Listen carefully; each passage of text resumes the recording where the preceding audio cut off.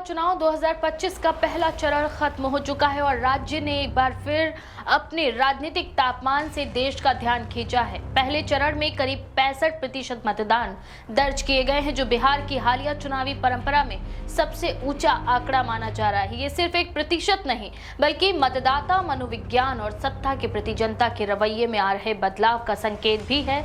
चुनाव आयोग के अनुसार पहले चरण में मतदान शांतिपूर्ण रहा, सिवाय कुछ इलाकों में मामूली झड़पों और तकनीकी गड़बड़ियों के। लेकिन इसमें 65% के पीछे कई परतें हैं। जातीय समीकरणों से लेकर रोजगार, विकास और नेतृत्व के सवाल तक, जो 2025 के इस चुनाव को केवल एक राजनीतिक मुकाबला नहीं बल्कि बिहार की नई दिशा का जनमत संग्रह बना देते हैं। पहले चरण में कुल 94 सीटों पर वोट पड़े। इनमें मुख्य रूप से सीमांचल, मगध, भोजपुर और दक्षिण बिहार के इलाके शामिल थे।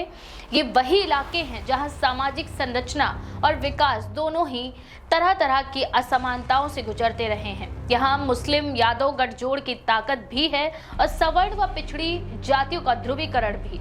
65% मतदान ये दर्शाता है कि जनता ने चुपचाप लेकिन बड़े पैमाने पर हिस्सा लिया। मतदान केंद्रों पर युवाओं और महिलाओं की लंबी कतारें दिखी, जिसने 2025 के चुनाव को पिछली बार के मुकाबले कहीं अधिक प्रतिस्पर्धी बना दिया। इस बार का चुनाव इसलिए भी खास है क्योंकि बिहार की राजनीति लंबे वक्त से एक सामाजिक समीकरण की ओर झुकती दिख रही है। महागठबंधन की ओर से राष्ट्रीय जनता दल और कांग्रेस ने एकजुट होकर मैदान में उतरने की कोशिश की है। वहीं नीतीश कुमार के नेतृत्व में जेडीयू और भाजपा के गठबंधन ने सत्ता बचाने की पूरी ताकत झोंक दी है। लेकिन इस बार मुकाबला सिर्फ दलों का नहीं है, ये युवाओं की उम्मीदों बनाम पुराने राजनीतिक समीकरणों का भी टकराव है। बिहार में बेरोजगारी, पलायन और भ्रष्टाचार अब सिर्फ भाषणों के मुद्दे नहीं रहे, बल्कि ये वास्तविक आक्रोश का रूप ले चुके हैं। ग्राउंड रिपोर्ट बताती है कि कई सीटों पर मुकाबला बेहद करीबी रहा। सीमांचल में मुस्लिम वोटों का रुझान महागठबंधन की ओर झुका दिखा, जबकि मगध और भोजपुर में भाजपा और जेडीयू ने विकास और कानून व्यवस्था के मुद्दे पर अपनी पकड़ बनाए रखी। दिलचस्प ये भी रहा कि कई जगहों पर महिला मतदाताओं ने पुरुषों से अधिक मतदान किया। इसका सीधा मतलब है कि बिहार की महिला मतदाता अब केवल सामाजिक दबावों से नहीं बल्कि अपनी राजनीतिक सोच से निर्णय ले रही हैं। मुख्यमंत्री नीतीश कुमार की महिला सशक्तिकरण योजनाएं इस वर्ग में अभी भी प्रभाव डालती हैं, लेकिन युवाओं के बीच भाजपा और राजद दोनों के लिए नाराजगी और आशा का मिश्रण दिखा। राजनीतिक विश्लेषकों का कहना है कि रिकॉर्ड मतदान बिहार की राजनीति में दो अर्थों में महत्वपूर्ण है। पहला, ये इस बात का संकेत है कि मतदाता परिवर्तन को लेकर उत्सुक है, और दूसरा ये साबित करता है कि बिहार का ग्रामीण मतदाता अब चुप नहीं है। जहां शहरी क्षेत्रों में मतदान औसतन 58% के आसपास रहा, वहीं ग्रामीण इलाकों में ये 68% से भी अधिक दर्ज किया गया।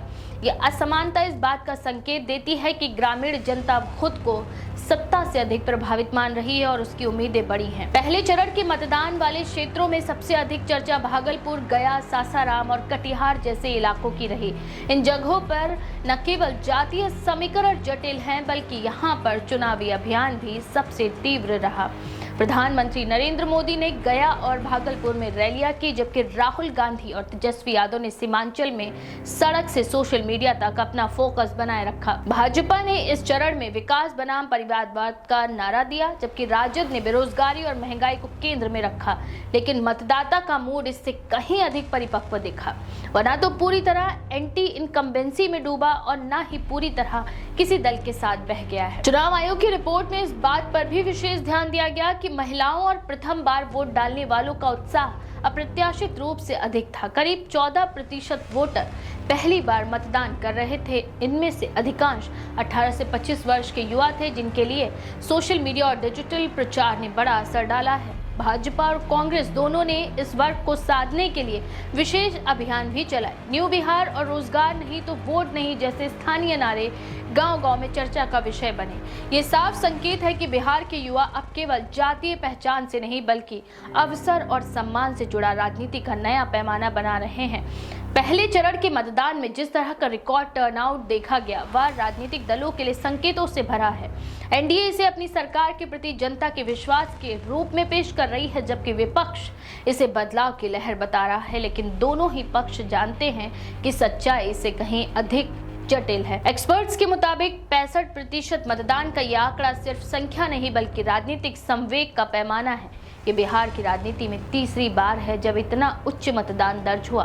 पहली बार 2015 में और दूसरी बार 2020 में, लेकिन 2025 का माहौल अलग है क्योंकि इस बार नीतीश कुमार के नेतृत्व पर भी सवाल है और भाजपा के साथ उनके संबंधों में ठंडापन भी महसूस किया जा रहा है। दूसरी ओर तेजस्वी यादव पहली बार इतने बड़े पैमाने पर अपनी नेतृत्व क्षमता साबित करने की कोशिश कर रहे हैं। कांग्रेस हालांकि सीमित सीटों पर लड़ रही है, पर राहुल गांधी की सक्रियता ने महागठबंधन को ऊर्जा दी है।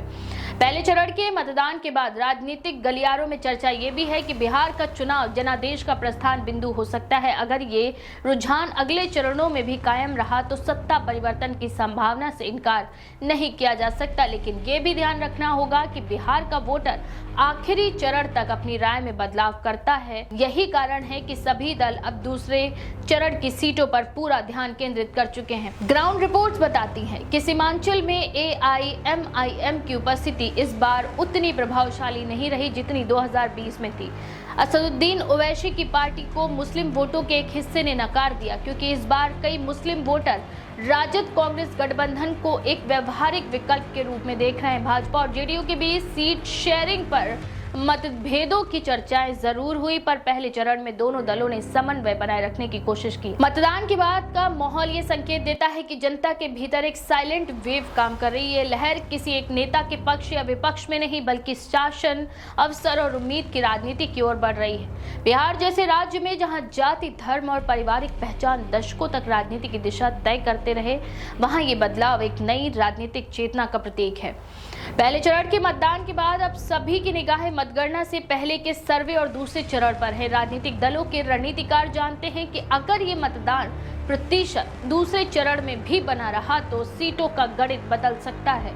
भाजपा की कोशिश है कि शहरी मध्यम वर्ग और महिलाओं का वोट अपने पक्ष में एकजुट रखा जाए, जबकि राजद और कांग्रेस का पूरा जोर ग्रामीण और युवा वोटरों पर है। जैसे जैसे परिणामों की घड़ी नजदीक आएगी, ये साफ होगा कि ये रिकॉर्ड मतदान किसके पक्ष में गया। लेकिन अभी इतना जरूर कहा जा सकता है कि बिहार ने 2025 के पहले चरण में ये दिखा दिया है कि लोकतंत्र की असली ताकत मतदाता के मौन में छिपी होती है और इस बार उस मौन ने पूरे देश की राजनीति को एक नया संकेत भेजा है। बिहार की इस राजनीति और मतदान के बारे में आपका क्या विचार है? अपनी राय हमें कमेंट सेक्शन में जरूर लिखें। ऐसी और भी खबरों के लिए देखते रहें द पेज 19।